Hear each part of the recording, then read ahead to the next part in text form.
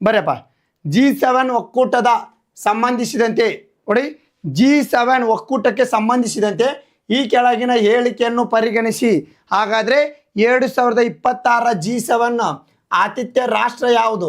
Okay, ಆತಿಥ್ಯ ರಾಷ್ಟ್ರ ಯಾವುದು ಅಂತೇಳಿ ಎಲ್ಲನೂ ಕೇಳ್ತೀನಿ. ಇಲ್ಲೇ G7 ಒಕ್ಕೂಟದ ಯಾವುದೇ ಕಾಯಂ ಪ್ರಧಾನ ಕಚೇರಿ, ಕಾನೂನು ಅಸ್ತಿತ್ವ ಅಥವಾ ನಿರ್ದಿಷ್ಟ ಸಚಿವಾಲಯವನ್ನು ಹೊಂದಿಲ್ಲ. ಹೇಳಿಕೆ 1. ಓಕೆ, ಇವತ್ತ ಇದೇನು ನ್ಯೂಸ್ ಪೇಪರಲ್ಲಿ ಬಂದಿರತಕ್ಕಂಥದ್ದು ಇದು. ಓಕೆ, ಹೇಳಿಕೆ 2 1997ರಲ್ಲಿ ರಷ್ಯಾ ಸೇರ್ಪಡೆಯಾಗಿ G8 ಆಗಿತ್ತು. 2014ರಲ್ಲಿ ಕ್ರಿಮಿಯಾವನ್ನು ವಶಪಡಿಸಿಕೊಂಡ ಹಿನ್ನೆಲೆಯಲ್ಲಿ ರಷ್ಯಾವನ್ನು ಹೊರಹಾಕಲಾಯಿತು. ನೆಕ್ಸ್ಟ್ ಕ್ವಶನ್, G7 ಒಕ್ಕೂಟದ ಅಧಿಕೃತ ಮತ್ತು ಕಾಯಂ ಸದಸ್ಯ ರಾಷ್ಟ್ರವಾಗಿದೆ. ಏನಪ್ಪ ಸರಿಯಾದ ಹೇಳಿಕೆ? ಮೇಲಿನ ಹೇಳಿಕೆಯನ್ನು ಯಾವುದು ತಪ್ಪು? ಕೇವಲ 1, ಕೇವಲ 3, ಕೇವಲ 2 ಮತ್ತು 3, ಕೇವಲ 1 ಮತ್ತು 2. ಹೇಳಿಕೆ ಯಾವುದು ಸರಿ? G7 ಒಕ್ಕೂಟ ಯಾವುದೇ ಕಾಯಂ ಪ್ರಧಾನ ಕಚೇರಿಯನ್ನು ಹೊಂದಿಲ್ಲ. ಎಸ್, 1ನೇದು ಕರೆಕ್ಟ್. ಅಂದ್ರೆ ಇದು ಪ್ರತಿ ವರ್ಷ ಸರಣಿಯ ಆಧಾರದ ಮೇಲೆ, ಅಂದರೆ ಅವು ಏನು G7 ಕಂಟ್ರೀಸ್ ಅದಲ್ಲ ಹೇಳ್ತೀನಿ. G7 ಕಂಟ್ರೀಸ್ ಯಾವುವು, G7 ಹೆಂಗೆ ಉಟ್ಕೊಂತು ಎಲ್ಲ ಹೇಳ್ತೀನಿ. ಪ್ರತಿ ವರ್ಷ ಅಧ್ಯಕ್ಷತೆ ಮೇಲೆ ಹೋಗ್ತಕ್ಕಂಥದ್ದು. ಅಂದರೆ 1997ರಲ್ಲಿ ಮೊಟ್ಟ ಮೊದಲ ಬಾರಿಗೆ G8 ಆಗಿತ್ತು. ಅಂದರೆ ರಷ್ಯಾ ಸೇರ್ಕೊಂಡಿತ್ತು. ಅಂದರೆ ಕ್ರಿಮಿಯಾ ಅಂತ ಪ್ರದೇಶ ಬರುತ್ತೆ. ಅಂದರೆ ಉಕ್ರೇನ್ ಮತ್ತು ರಷ್ಯಾ ನಡುವೆ ಇಲ್ಲೇ ಸಮುದ್ರ ನಡುವೆ ಕ್ರಿಮಿಯಾ ಅಂತ ಒಂದು ಪ್ರದೇಶ ಬರುತ್ತೆ. ಈ ಕ್ರಿಮಿಯಾವನ್ನು ರಷ್ಯಾ ವಶಪಡಿಸಿಕೊಂಡಿತ್ತು. ರಷ್ಯಾ ವಶಪಡಿಸಿಕೊಂಡ ಮೇಲೆ ಅವರು ಅಂತಾರಾಷ್ಟ್ರೀಯವಾಗಿ ರಷ್ಯಾದ ಮೇಲೆ ಒತ್ತಡ ಹೇರಿದ್ರು. ಅದು ರಷ್ಯಾ ಮಾಡಿತು 2014ರಲ್ಲಿ ಹೊರಗೆ ಬಂತು. Yes, correct. Okay, option 2 is the right. Option 3 ಅಂದರೆ ಭಾರತ G7 ಒಕ್ಕೂಟದ ಅಧಿಕೃತ ಮತ್ತು ಕಾಯಂ ಸದಸ್ಯ ರಾಷ್ಟ್ರವಾಗಿದೆ ಅಂತ ಕೊಟ್ರ.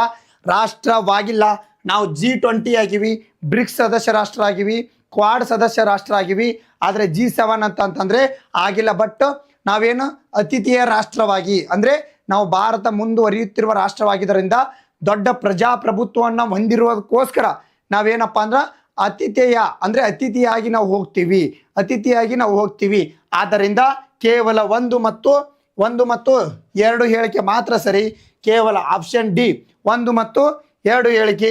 ಹಾಗಾದರೆ ಸಂಪೂರ್ಣ ಮಾಹಿತಿ ನೋಡ್ರಿ, ಸಂಪೂರ್ಣ ಮಾಹಿತಿ. ಓಕೆ, ನಿಮಗೆ ಕೇಳಿದ್ರು ಕ್ವಶನ್ ಕೇಳ್ಬೋದು. ಹಾಗಾದರೆ 2026ರಲ್ಲಿ 2026 ಅಧ್ಯಕ್ಷತೆಯನ್ನು ವಹಿಸ್ಕೊಂಡಿರ್ತಕ್ಕಂಥದ್ದು G7 ಯಾವುದಂತ ಅಂದರೆ ಫ್ರಾನ್ಸ್. Okay, France. 2027 ಅಂತ ಬಂದರೆ 2027ರ ಅಧ್ಯಕ್ಷತೆ ಅಂತ ಬಂದರೆ United Kingdom. Okay, United Kingdom. ಹಾಗಾದರೆ 2028ರ ಅಧ್ಯಕ್ಷತೆಯನ್ನು ವಹಿಸ್ಕೊಂಡಿರ್ತಕ್ಕಂಥದ್ದು ಯಾವುದಪ್ಪ? ಇನ್ನೂ ಡಿಸೈಡ್ ಆಗಿಲ್ಲ.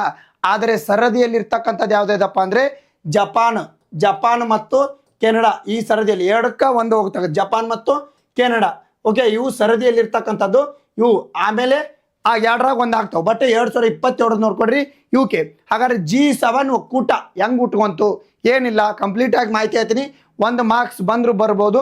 ಅಥವಾ ಬ್ರಿಕ್ಸ್ ಮೇಲೆ ಹೇಳಿದ್ದೀನಿ, ಬ್ರಿಕ್ಸಿಂದ ಕಂಪ್ಲೀಟ್ ಮಾಹಿತಿ ನಿಮ್ಗೆ ಹೇಳಿದ್ದೀನಿ. G20 ಕಂಪ್ಲೀಟ್ ಮಾಹಿತಿ ಹೇಳಿದ್ದೀನಿ. ಹಾಗಾದ್ರೆ ಈಗ G7 ನೋಡ್ಕೊಂಡು ನಾನು ಕ್ವಾಡ್ ಬಗ್ಗೆನೂ ಹೇಳಿದ್ದೀನಿ. G7 ಅಂತಂದರೆ ಫ್ರಾನ್ಸ್ ಸರೋವರದ ತೀರದ ನಗರವಾದ ಇವ್ಯಾನ್ ಬೈನ್ಸ್ನಲ್ಲಿ ಜೂನ್ 15ರಿಂದ 17ವರೆಗೆ ಉನ್ನತ G7 ಒಕ್ಕೂಟದ, ಅಂದರೆ 2026 ಈ ಸರಿ ಫ್ರಾನ್ಸ್ ಹೊಂದಿರತಕ್ಕಂಥ ಈ ಜಾಗತಿಕ ವೇದಿಕೆ ಸಂದರ್ಭದಲ್ಲಿ ಭಾರತದ ಪ್ರಧಾನಿ ನರೇಂದ್ರ ಮೋದಿ ಅವರು ಅಮೆರಿಕ ಅಧ್ಯಕ್ಷ ಡೊನಾಲ್ಡ್ ಟ್ರಂಪ್ ಅವರೊಂದಿಗೆ ದ್ವಿಪಕ್ಷೀಯ ಮಾತುಕತೆಯನ್ನು ಮಾಡಲಿದ್ದಾರೆ. ಏನೇನು ಇಂಧನ ಸಹಕಾರ ಕುರಿತು ಗಂಭೀರ ಚರ್ಚೆಗಳು, ಯುದ್ಧದ ಹಿನ್ನೆಲೆಯಲ್ಲಿ ಎಲ್ಲ ಮಾಡ್ತಿದ್ದಾರೆ. ಹಾಗಾದರೆ ಅದನ್ನು ಬಿಡ್ರಿ. G7 ಒಕ್ಕೂಟ ಏನಿದು ಒಕ್ಕೂಟ ಅಂತಂದರೆ, G7 ಒಕ್ಕೂಟ ನೀಟಾಗಿ ಕೇಳಿಸ್ಕೋರಿ ಕ್ಲಾಸ್. ಆಪ್ಷನ್ ಬಿನಾ? ಓ ಎಸ್, ಕರೆಕ್ಟ್. ಇಲ್ಲೊಂದು ಕರೆಕ್ಷನ್ ಮಾಡಿಕೊಡ್ರಿ. ನಾ ಸರಿಯಾದದ್ದೇ ಅಂತೇನೆ, ಏನು ರಾಂಗ್ ಇಲ್ಲ. ಯಾರಪ್ಪ? ಸೈಲಾಬ. ನಾನು ಸರಿಯಾಗಿ ಉತ್ತರ ಕೊಡಿನಿ. ಅಂದರೆ ಸರಿಯಾದದ್ದು ಅಂದರೆ ಕೇವಲ 1 ಮತ್ತು 2. ಓಕೆ, ತಪ್ಪಾಗಿದ್ದು ಅಂದರೆ ಕೇವಲ 3. ಓಕೆ, ಕರೆಕ್ಷನ್ ಮಾಡಿಕೊಡ್ರಿ. ನಾ ಸರಿಯಾದದ್ದು ಅಂತ ಹೇಳಿನಿ. ಸರಿಯಾದದ್ದು 1, 2. ಓಕೆ, ಆಪ್ಷನ್ ಡಿನೂ ಆಗುತ್ತೆ. ತಪ್ಪು ತಿಳ್ಕೊಬೇಡ್ರಿ. ಸರಿಯಾದದ್ದು ಅಂತಂದರೆ 1 ಮತ್ತು 2. ತಪ್ಪಾಗಿದ್ದು ಅಂದರೆ ಇದಕ್ಕೆ ಸರಿಯಾದ ಉತ್ತರ ಆಪ್ಷನ್ ಬಿ. ಓಕೆ, ಅದನ್ನ ಏನು ಕರೆಕ್ಷನ್ ಮಾಡ್ಕೊರಪ್ಪ, ತಪ್ಪೇನು ಹೇಳಿಲ್ಲ. ಓಕೆ, ಎಸ್, ಏನು ಶೈಲಾಬ್. ಓಕೆ ನೋಡ್ರಿ, ಏನಿದು G7 ಅಂದರೆ ವಿಶ್ವದ ಅತ್ಯಂತ ಮುನ್ನಡೆದ 7 ಕೈಗಾರಿಕಾ ಪ್ರಜಾಪ್ರಭುತ್ವ ರಾಷ್ಟ್ರಗಳ ಒಂದು ಅನೌಪಚಾರಿಕ ಒಕ್ಕೂಟವಾಗಿದೆ. ಇದು ಯಾವುದೇ ಕಾಯಂ ಪ್ರಧಾನ ಕಚೇರಿ, ಕಾನೂನು ಅಸ್ತಿತ್ವ ಅಥವಾ ನಿರ್ದಿಷ್ಟ ಸಚಿವಾಲಯವನ್ನು ಹೊಂದಿಲ್ಲ. ಕ್ವಶನ್ ಕೇಳ್ತಾನೆ, G7 ಒಕ್ಕೂಟದ ಕೇಂದ್ರ ಕಚೇರಿ ಎಲ್ಲೈತೆ ಅಂತ ಕ್ವಶನ್ ಕೇಳಿದರೆ ನೀವು ತಲೆಯಾಗ ಹುಳ ಬಿಟ್ಕೊಂಡ್ಬಿಡ್ತೀರಿ. ಓಕೆ, ತಲೆಯಾಗ ಹುಳ ಬಿಟ್ಕೊಂಡ್ಬಿಡ್ರಿ. ಅದು ಪ್ರಧಾನ ಕಚೇರಿಯನ್ನೇ ಹೊಂದಿಲ್ಲ. ಮತ್ತು ಯಾವುದೇ ಸಚಿವಾಲಯದ ಕಚೇರಿಯನ್ನು ಹೊಂದಿಲ್ಲ. ನಮ್ಮದು ಬ್ರಿಕ್ಸ್ ಹೆಂಗೆ ಹೊಂದೈತಲ್ಲ, ಬ್ರಿಕ್ಸ್ ನ್ಯೂ ಡೆವಲಪ್ಮೆಂಟ್ ಬ್ಯಾಂಕು, ಶಾಂಘೈನ ಕೇಂದ್ರ ಕಚೇರಿಯನ್ನು ಹೊಂದೈತಿ, ಆ ಥರ ಇದೇನೂ ಹೊಂದಿಲ್ಲ. ಓಕೆ, ಹಾಗಾದರೆ ಅಧಿಕೃತ ಅಂತಾರಾಷ್ಟ್ರೀಯ ಸಂಸ್ಥೆಗಳಲ್ಲಿ ಬದಲಿಗೆ ಇದು ಸರದಿಯ ಆಧಾರದ ಮೇಲೆ ಅಧ್ಯಕ್ಷ ಸ್ಥಾನವನ್ನು ಅಧ್ಯಕ್ಷ ವಹಿಸುವ ದೇಶದ ವಾರ್ಷಿಕ ಶೃಂಗಸಭೆಯನ್ನು ಆಯೋಜನೆ ಮಾಡ್ತಕ್ಕಂಥ ಆ ವರ್ಷದ ಜಾಗತಿಕ ಆರ್ಥಿಕತೆ, ಭದ್ರತೆ ಮತ್ತು ಹವಾಮಾನ ಬದಲಾವಣೆ ಕಾರ್ಯಸೂಚಿಗಳನ್ನು ನೋಡ್ರಿ, ಆರ್ಥಿಕತೆ, ಭದ್ರತೆ, ಹವಾಮಾನ ಬದಲಾವಣೆ ಕುರಿತು ಚರ್ಚೆ ನಡೆಸಿರ್ತಕ್ಕಂಥದ್ದು. ಐತಿಹಾಸಿಕ ಹಿನ್ನೆಲೆ ನೋಡೋಣ. ಹಾಗಾದ್ರೆ ಹೆಂಗೆ ಉಟ್ಕೊಂತು ಅಂತಂದರೆ ನೋಡ್ರಿ, ಒಕ್ಕೂಟದ ಪ್ರಯಾಣವು 1973ರ ತೈಲ ಬಿಕ್ಕಟ್ಟಿನ ಸಮಯದಲ್ಲಿ ಏನು ಮಾಡ್ತಪ್ಪ ಅಂತಂದ್ರೆ ಅಮೇರಿಕ ಶ್ವೇತಭವನದ ಲೈಬ್ರರಿಯಲ್ಲಿ ನೋಡ್ರಿ, ಶ್ವೇತಭವನದ ಲೈಬ್ರರಿಯಲ್ಲಿ ಒಂದು ಲೈಬ್ರರಿ ಗುಂಪಾಗಿ ಫಸ್ಟಿಗೆ ಕ್ರಿಯೇಟ್ ಆಯಿತು. ಒಂದು ಲೈಬ್ರರಿ ಗುಂಪಾಗಿ ಅಮೇರಿಕ, ಬ್ರಿಟನ್ನು, ಪಶ್ಚಿಮ ಜರ್ಮನಿ ಮತ್ತು ಫ್ರಾನ್ಸ್ 1, 2, 3, 4, 5 ಹಣಕಾಸು ಮಂತ್ರಿಗಳು ಭೇಟಿಯಾದಾಗ ಲೈಬ್ರರಿ ಗುಂಪಾಗಿ ಪ್ರಾರಂಭ ಆಯಿತು. ನೋಡ್ರಿ, ಇದನ್ನು G7 ನಾವು ಮೊದಲಕ್ಕೆ ಏನಂತ ಕರಿತೀವಿ, ಲೈಬ್ರರಿಯ ಗುಂಪು ಅಂತ ಕರಿತೀವಿ. ಅಂದರೆ ಯಾಕಂದ್ರೆ ಅದು ಲೈಬ್ರರಿ ಒಳಗೆ ಸೇರಿದ್ದು ಫಸ್ಟು. ಓಕೆ, ನಂತರ 1975ರಲ್ಲಿ ಫ್ರಾನ್ಸ್, ನೆಕ್ಸ್ಟ್ ನೋಡ್ರಿ ಫಸ್ಟ್ನೇಕ ಫ್ರಾನ್ಸ್ 1970 ಫ್ರಾನ್ಸ್ ಅಧ್ಯಕ್ಷರ ನೇತೃತ್ವದಲ್ಲಿ ಇದು ಅಧಿಕೃತವಾಗಿ G6 ಆಗಿ ರೂಪುಗೊಂಡಿತು. 1976ರಲ್ಲಿ ಕೆನಡಾ ಸೇರಿದಾಗ ಇದು G7 ಆಯಿತು. 1997ರಲ್ಲಿ ರಷ್ಯಾ ಸೇರ್ಪಡೆ ಆಯಿತು, G8 ಆಗಿತ್ತು. ಬಟ್ ಕ್ರಿಮಿಯಾನ ವಶಪಡಿಸಿಕೊಂಡಾಗ G7 ಆಯಿತು. ಮತ್ತೆ ಅವಾಗ 2014ರಲ್ಲಿ ರಷ್ಯಾ ಮತ್ತೆ ಎಕ್ಸಿಟ್ ಆಯಿತು, G7 ಆಯಿತು. ಹಾಗಾದರೆ ಸದಸ್ಯ ರಾಷ್ಟ್ರಗಳನ್ನು ನೋಡ್ತಾ ಹೋಗೋಣ ನಾವು.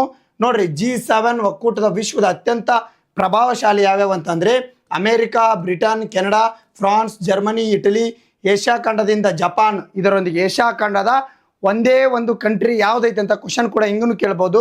ಯಾವುದಪ್ಪ ಅಂತಂದರೆ ಜಪಾನ್. ಇದರೊಂದಿಗೆ ಯುರೋಪಿಯನ್ ಯೂನಿಯನ್ನಿಂದ G7 ಅಧಿಕೃತ ಸದಸ್ಯ ರಾಷ್ಟ್ರವಲ್ಲದಿದ್ದರೂ ಅದು 1977ರಿಂದಲೂ ಒಕ್ಕೂಟದ ಎಲ್ಲ ಚರ್ಚೆ ನಿರ್ಧಾರಗಳಲ್ಲಿ ಸಕ್ರಿಯವಾಗಿ ಭಾಗವಹಿಸುತ್ತಾ ಬಂದಿದೆ.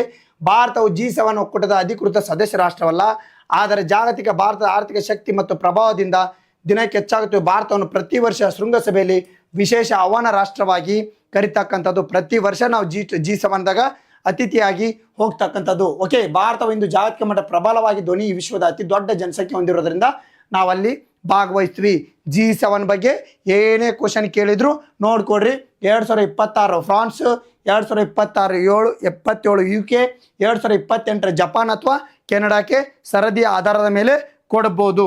ಓಕೆ, ನೆಕ್ಸ್ಟ್ ಹೋಗೋಣ.